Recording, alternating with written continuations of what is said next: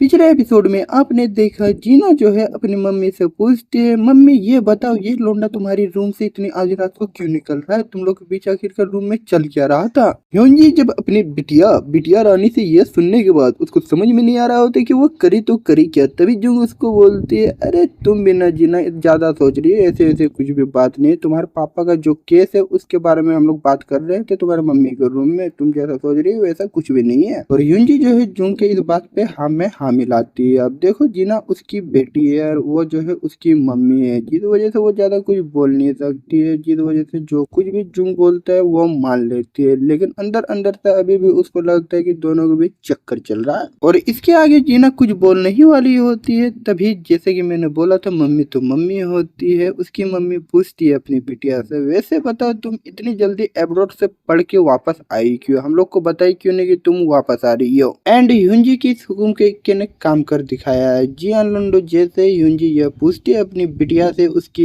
बिटिया कुछ नहीं बोलती है, उसकी मुंह चुप्पी हो जाती है, वो कुछ बोल ही नहीं पा रही होती है और वो जो है वहां से भाग जाती है। जीना के वहां से जाने के बाद ह्योनजी पूरी परेशान, वो पूरी परेशान होकर जुंग को बोलती है, जुंग क्या होता अगर मेरी बेटी थोड़ी देर पहले आ जाती और जो कुछ भी हम लोग कर रहे थे वो देख लेती, वो करते हुए हमें सुन लेती तो क्या होता, क्या सोचती वो मेरे बारे में, मेरा तो पूरा परिवार उजड़ जाता, मैं तो पूरी बर्बाद हो जाती। यह सुनने के बाद जुंग बोलता है ह्योनजी को, वो उसको बताता है कि उसने बहुत सारे इस तरह के केस सुलझा चुके हैं और जिस तरीके से जीना उससे बातें कर रही है तो उसे कुछ भी पता नहीं है, वो यकीन से कह सकता है वो कुछ नहीं जानती और वो जो उसके बारे में कुछ गलत भी नहीं सोच रही, तो वो निफगर जो है अपना काम कर सकती है और वो जो है अपनी बेटी को अपनी बेटी की तरह ही देख सकती है। जुंग से यह सुनने के बाद ह्योनजी की जान में जान आती है और वो प्यारी सी इस्माइल देते हुए वो बोलती है जुंग को, जुंग थैंक यू मुझे ये बताने के लिए, लेकिन अब से हम लोग को ध्यान रखना पड़ेगा और ध्यान ये रखना पड़ेगा कि मेरी बेटी को हमारे बारे में बिल्कुल भी पता न चले और उसे कोई शक ना हो हमारे बारे में। जुंग को ये बोल के ह्योनजी वहाँ से चली जाती है। ह्योनजी के जाने के बाद जुंग भी जो है अपने रूम में चला जाता है। रूम में जाने के बाद वो अपने बेड पे बैठे हुए सोचने लगता है कि उसका जो रिश्ता था ह्योनजी के साथ वो रिश्ता अब खत्म हो चुका है, वो यानी कि अब जो है ह्योनजी फिर से जो है जुंग के साथ वो सारी चीजें नहीं करेगी, वो सारी चीजों से मेरा मतलब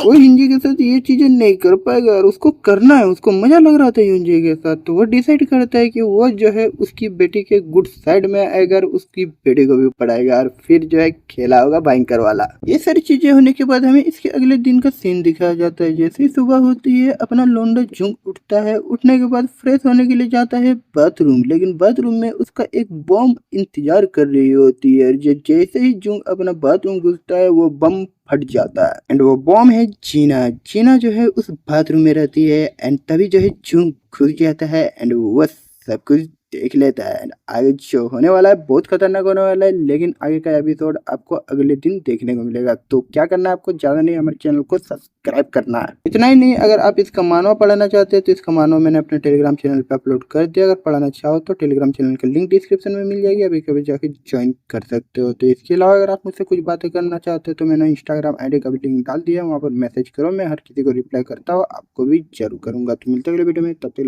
बाय बाय।